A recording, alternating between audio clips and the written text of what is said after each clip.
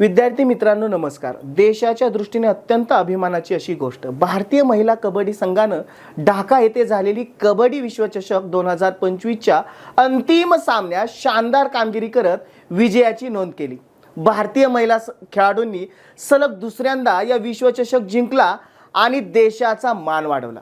अंतिम सामन्यात woman in blue याने अत्यंत रोमांचक लढतीत चीनी तायपेई या संघाचा 35-28 अशा 7 गुणांच्या फरकानं पराभव करून विश्वविजेतेपदाचा मुकुट आपल्या डोक्यावर चढवला। भारताने आतापर्यंत 2 महिला कबड्डी विश्वचषक जिंकले आहेत, 2012 पटनामध्ये झालेला आणि 2025 नुकताच जो ढाकामध्ये झालेला। 2025चा विश्वचषक जिंकून देशाचा अभिमान वाढवल्याबद्दल आपल्या भारतीय महिला कबड्डी संघाचं अभिनंदन। त्यांच्या उत्कृष्ट धैर्य, कौशल्य आणि समर्पण जे दाखवलं त्याबद्दल अत्यंत अभिमानास्पद असा क्षण।